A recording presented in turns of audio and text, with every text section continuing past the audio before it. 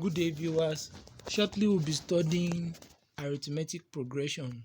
We'll be looking at what arithmetic progression is. We'll look at the definition of sequence, derivation of nth term of AP, and derivation of sum of the nth term of AP.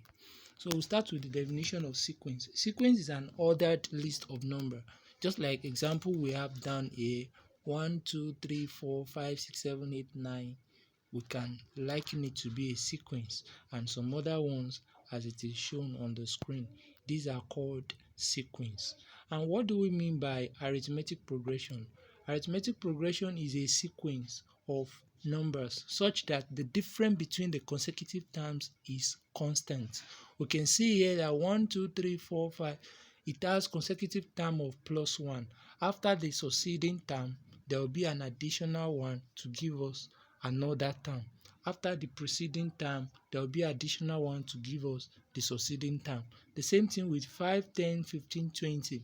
After the former term, to have another term, there will be additional of 5. So, and that consecutive term makes it to be 5, 5 increase. Just like the third example as well, 3, 6, 9, 12, 15, and it keeps growing like that. So that is an example of arithmetic progression. And how do we come about the derivation of nth term of arithmetic progression? We can start an assumption to let the first term, that is the first number to write, we can let it be A, we can let the common difference be D, and we'll let the position of the term, we'll denote it by N. And we want to pick this 3, 5, 7, 9 as an example to run through how the arithmetic progression behave. The first term is known to be A, which is 3. The second term, there is a value added to the first term to give us the second term, which is 5. There is another value added to 5 to give us the third term, which is 7.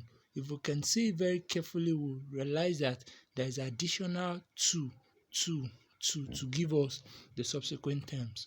Just like we have it at the top left corner here, the first term is 3, the second term is 3 plus 2, the third term is 3 plus 2d, the fourth term is 3 plus 3d. So 3 is the first term, which is likely to be A, and what we use to generate that has become A plus n into 1d, and that is how we generate the nth term of an arithmetic progression.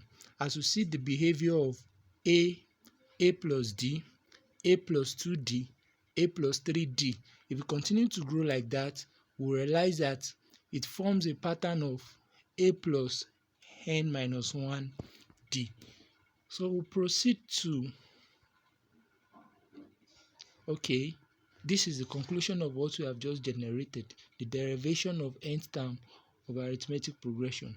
Now we'll proceed to how we derive the sum of the nth term of arithmetic progression.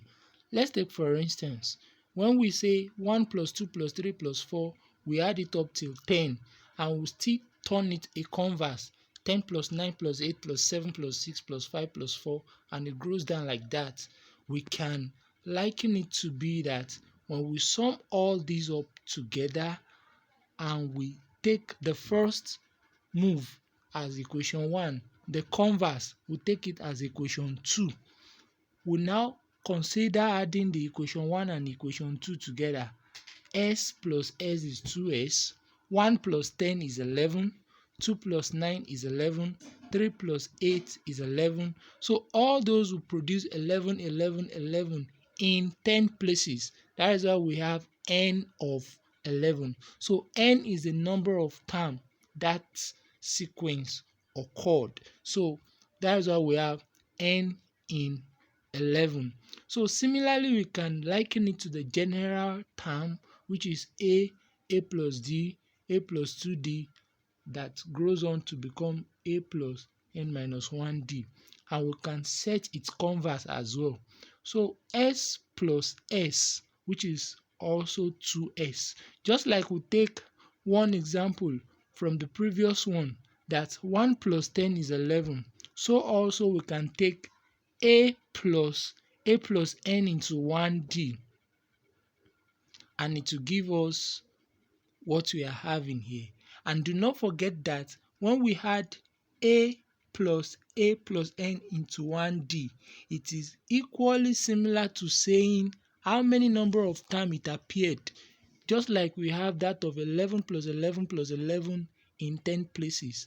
That is why we have n. So that n is a multiple of that 11. That is why we have to include that n here.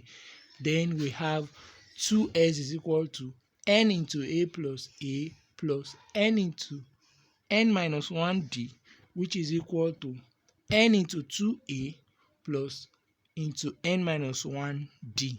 And this is how we form the sum of nth term. By dividing both sides by 2, then we have s is equal to n over 2 into 2a plus n minus 1d.